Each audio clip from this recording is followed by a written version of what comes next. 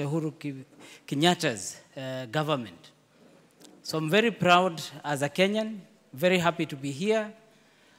But also the pride comes because I am seeing an army of great young people that are going to really, really transform this country of ours.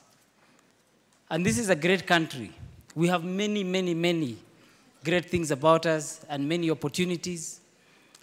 But when I was asked to come and speak to you about technology and speak to you about what are the opportunities that are there for you in future in terms of career development and progression, I thought maybe I should start by giving you my story and where technology has taken me. I don't know how many of you know Kamadura. Kamadura? So I was in Kamadura Primary School. Kamadura is somewhere near Kameredo, no? Kwabera, Limuru. That's where I started.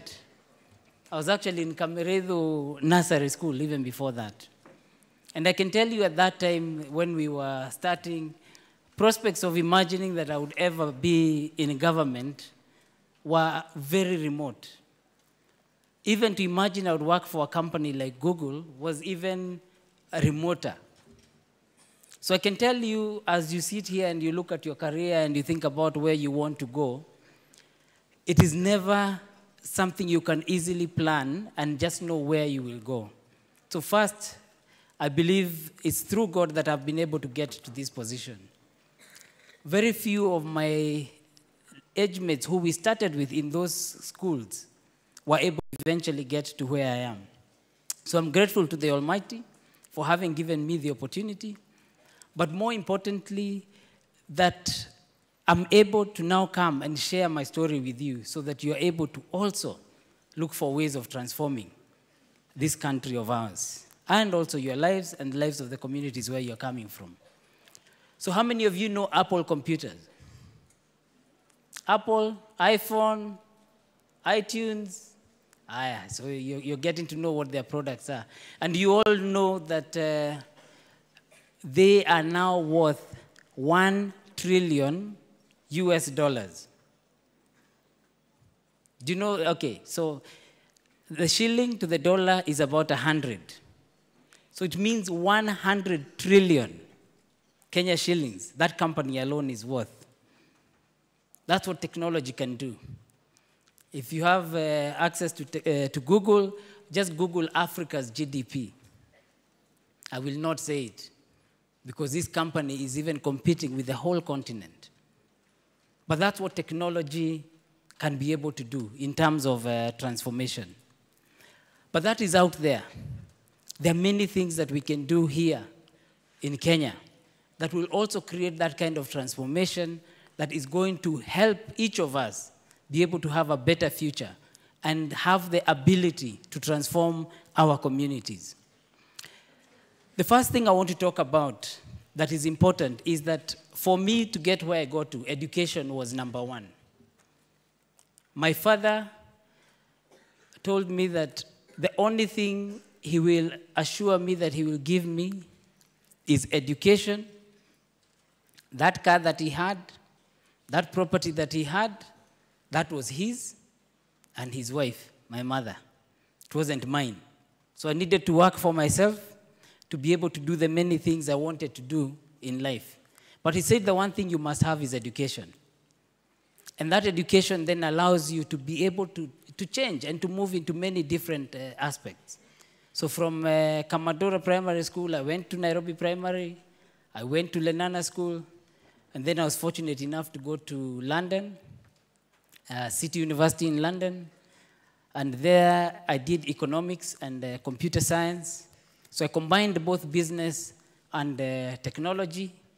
I got a chance to even work for the government there, the Queen, in the Department of Transport.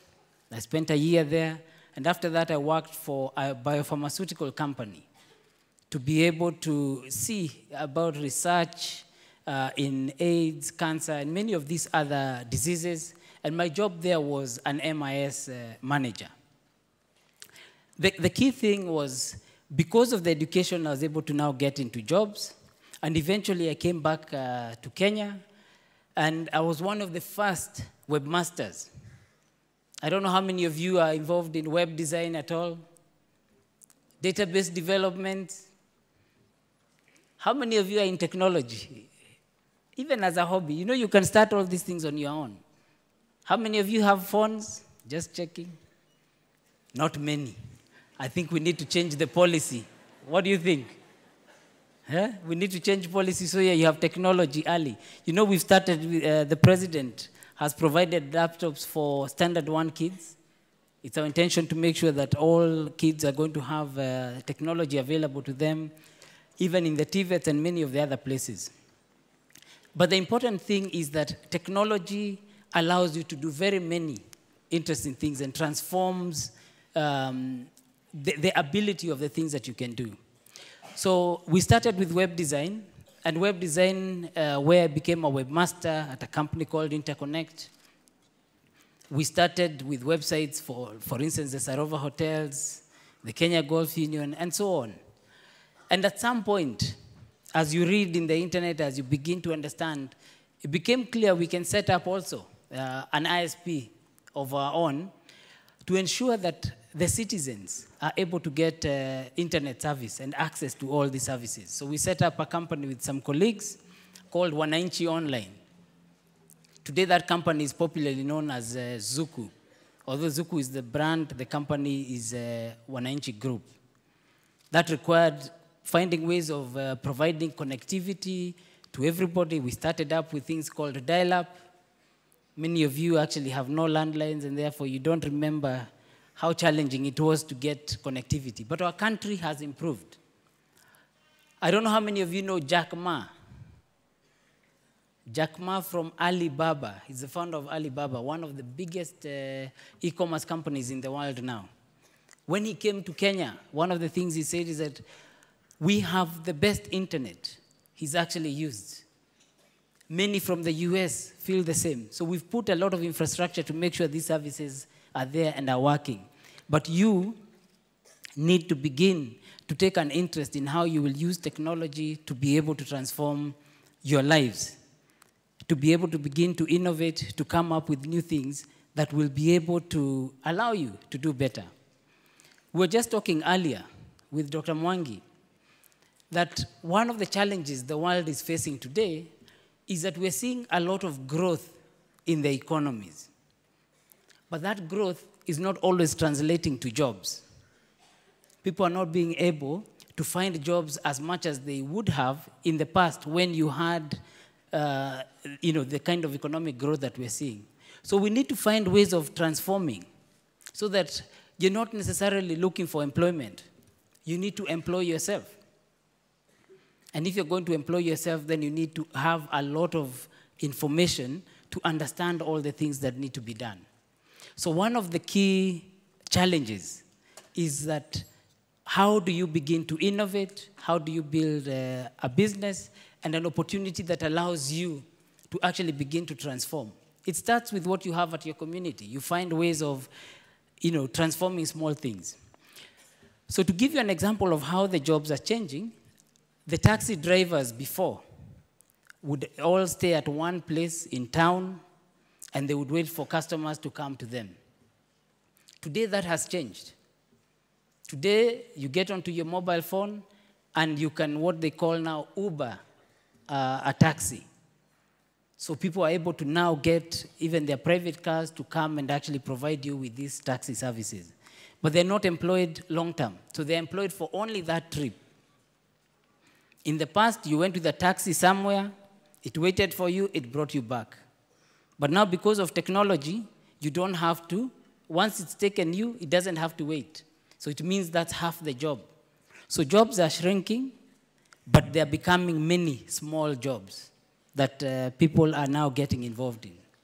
So it's very important to begin to understand how some of the trends going on with technology are transforming the job market, are transforming your careers, and how you can use those technologies to be able, again, to transform yourselves, your community, and the country as a whole. The digital opportunities are significant and are many. We have a lot of people now in Kenya working online. You may have heard of the Ajira Digital Program, which we launched last year and are expanding. But basically, if you have an internet connection, you have a device, a tablet, a laptop, and even a phone, you can be able to work with jobs that are in the US, in Australia, and even here in the different counties. These are jobs like translation, jobs like transcription. So somebody somewhere has written something and, or they've got a video and they need it transcribed. They put it online, you get that, you're able to work, you post it back, and you're paid. And you can do this from anywhere in the country so long as you have got good internet connectivity and you understand the skills that are there. The thing about technology is that it moves so fast that you need to make sure that you are learning and working with it continuously. Probably most of you don't even remember the paging services. Did any of you use pagers or see pagers? Do you know what pagers are?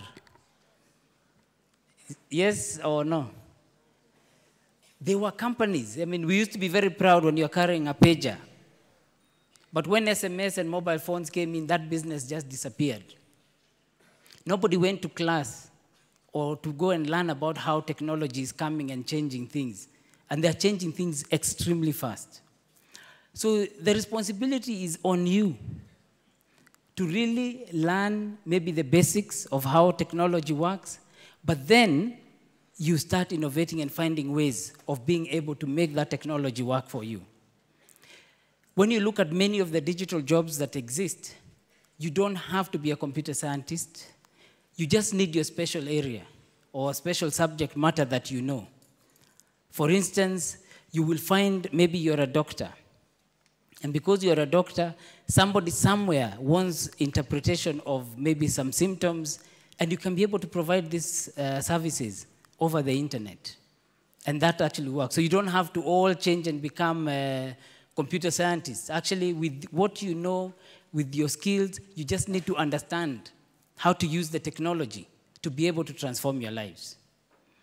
So let me give you some examples of things you can begin to look at that we're doing as a government that are going to create opportunities for you in terms of jobs and where you need to put in your skills. You've all heard of the Big Four agenda of our president. The Big Four agenda in the next 5 years is going to spend over 7.5 trillion shillings. 7.5 trillion shillings. Today, the National Health Service, Insurance Service, has about 6 million people covered, and that number is increasing. But by the end of the universal health care, which is one of the Big Four, we will have the whole country, 45 to 50 million people covered by the National Health Insurance Fund, so that you no longer have to have harambes and all these other things when somebody is sick. You go to the hospital and you're taken care of. But to be able to do that, each of you, the whole country, has to be registered, and you have to be easily identified across, so that if you go to a hospital in Mandera or in Mombasa, they're able to give you services. So it means we have to use technology so that wherever you are in the country, you are able to receive all these services.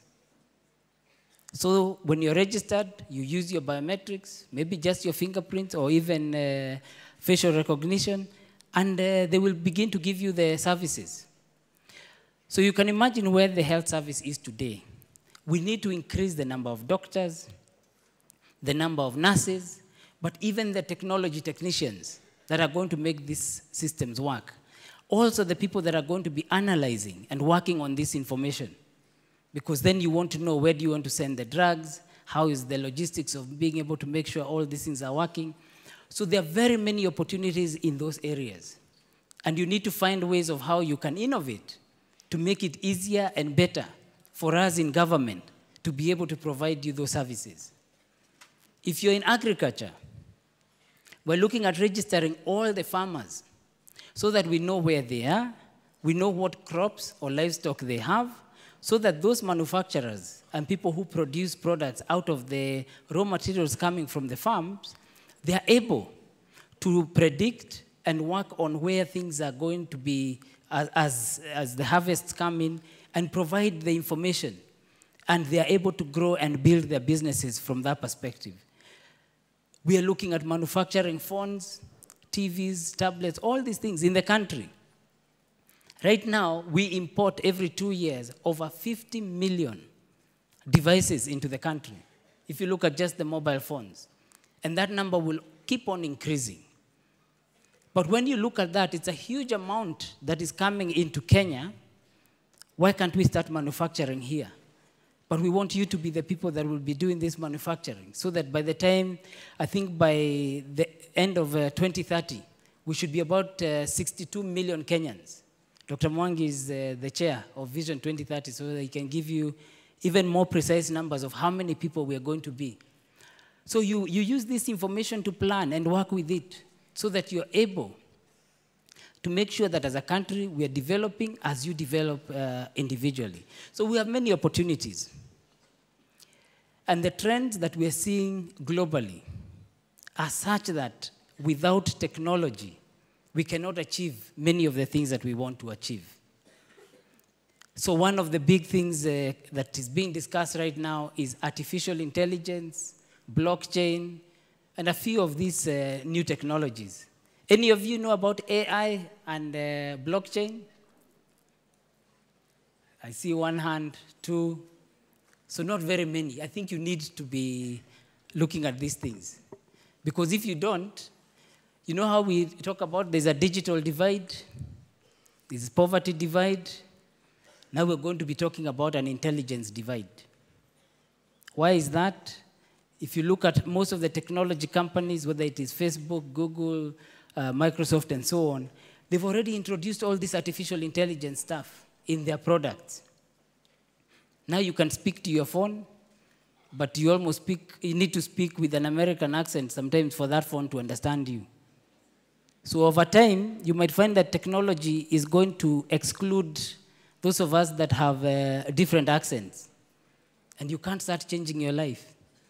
More important, even the language translations are going to be changing, such that, you know, there are things that you say in our languages that they're not easy to translate. But if we leave all these technologies, especially, you know, the artificial intelligence and translations, to just companies outside of Kenya, then we're going to find we'll have difficulties. So for example, how do you translate Kimeumana? Do you know Kimeumana? So how do you translate that into English? There's probably 3,000 views from each of you. So you always hear this thing of lost in translation. There's another one. Tinga loves Jubilee. Tinga loves Jubilee. You don't know who is Tinga? You don't know? So if I say Baba loves Jubilee, so you know who that is? Actually, he does love Jubilee. The handshake was very important. So now we are all working together to grow this country.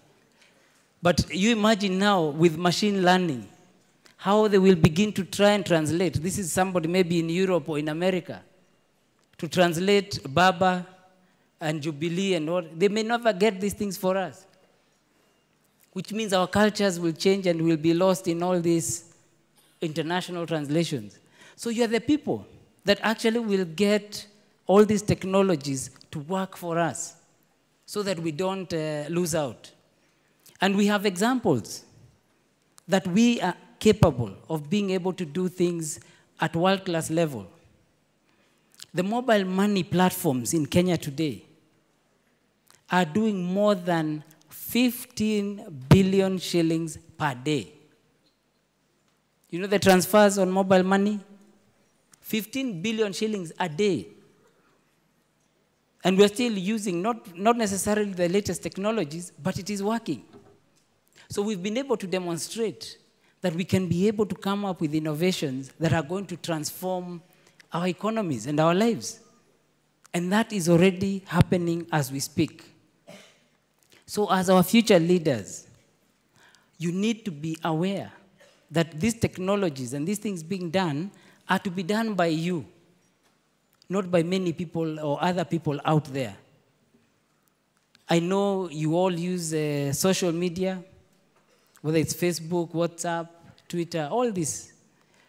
And I can tell you that many of these programs are still brought to us from outside.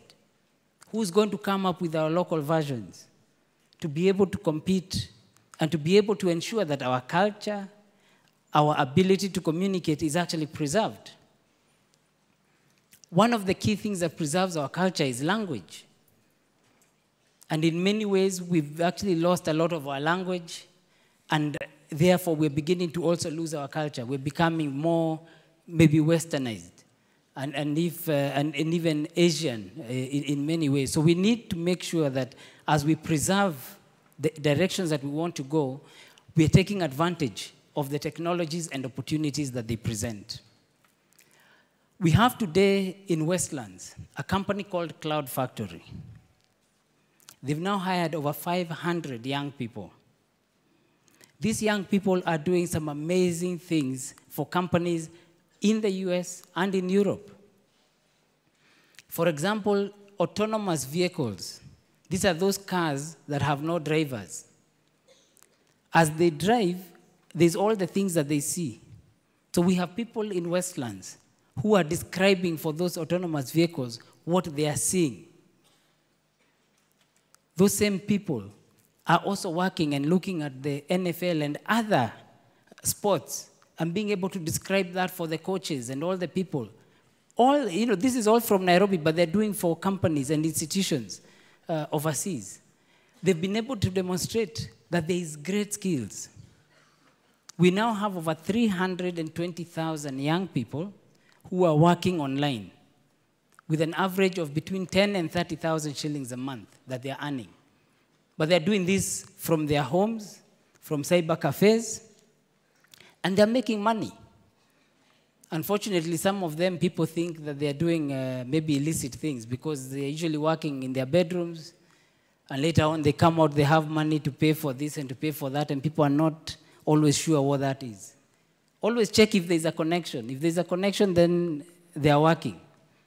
And this is also to the parents, because digital work now allows you to work anywhere in the country and allows you to work on anything, and especially using the skills that you have. So my challenge to you is you need to take time and teach yourself and learn for yourself, because technology provides over 45 million opportunities for Kenyans. Whether it's education they're looking for, whether it's entertainment, whatever it is they're looking for. Recently, you might have heard that Telkom has signed a deal with Google. They're going to have balloons flying around the whole country. It's called Project Loon. Now, those balloons are going to be providing internet signal across everywhere in the country. When that signal lands, are you going to be able to take advantage of it? Because the people you're competing with are probably in China, in the Philippines. It's not just in the next county, whether it is Meru, Tharaka Nithi, Kajiado, whichever county. You're competing with people everywhere. It's no longer where you're physically located. It is what do you know and what can you deliver. So you no longer have to work 9 to 5, like many young people have discovered. You can do 4 hours a day, and in those 4 hours, you can earn yourself anywhere between 5,000 to 10,000 shillings. And then the rest of the day, you have other development and activities that you're going to be working on. So as government, we're spending a lot of time putting in the infrastructure that's required, the policies that are required to ensure we have got good competition and that our technologies and services are growing, that we are educating people. So there's a lot of investment the government is putting into TVET education, where you actually come out with technical and vocational skills, because those skills are what are going to be required. We're working with the private sector to make sure everybody is registered with their skills, so that if you go to Makueni County and you're looking for builders or database designers, you can be able to find them. All these technologies, you need to be the people that are creating them, so that we can actually work together with you. The government is committed to make sure that for youth, women, and people with disability, more than 30% of all our expenditure will actually be availed to you. And so the opportunities are there. The president has made sure this is the case. We had cabinet today, and that is one of the things he was asking, that we must make sure that that 30% AGPO is actually continuously maintained, so that we can grow all of you to transform Kenya.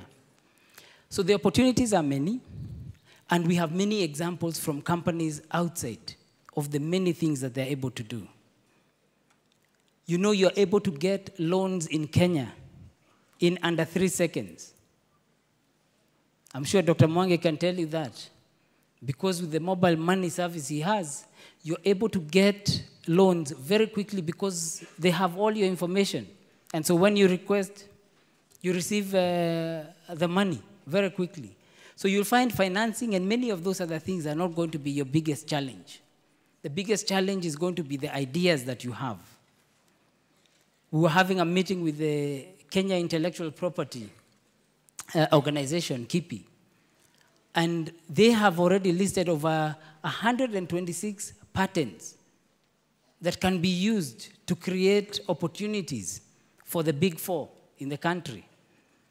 But according to them, our biggest challenge is that we're not even able to innovate and develop on some of those patents. So creating new ones is hard.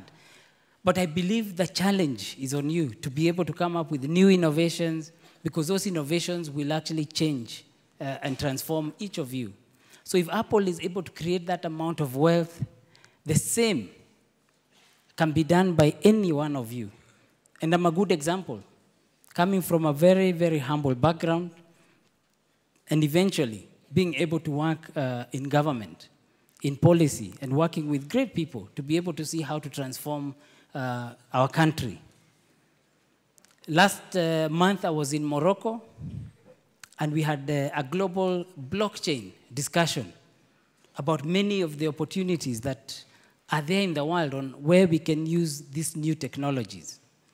These new technologies, for example, digitizing the whole country. It's good to know that you can have a place you go and see, this is so-and-so's land, here's the title deed, and you can be able to transact and do all that digitally without any interventions of people. We can be able to get there. And we've already started a lot of this process. The world is looking at where Africa is going. Because as you know, earlier in the year, our presidents came together and decided they are creating a continental free trade area. That means we're going to have a market of 1 billion people.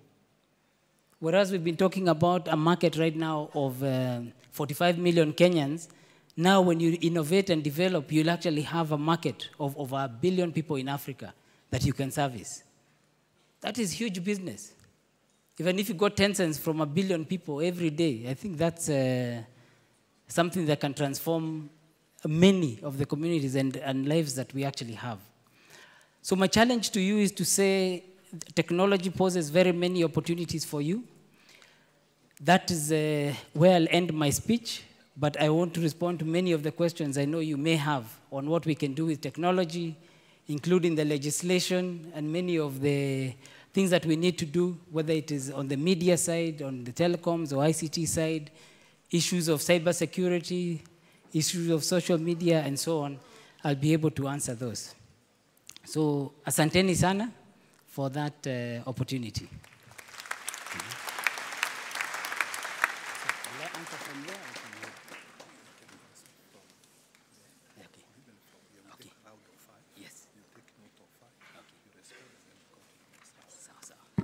Thank you.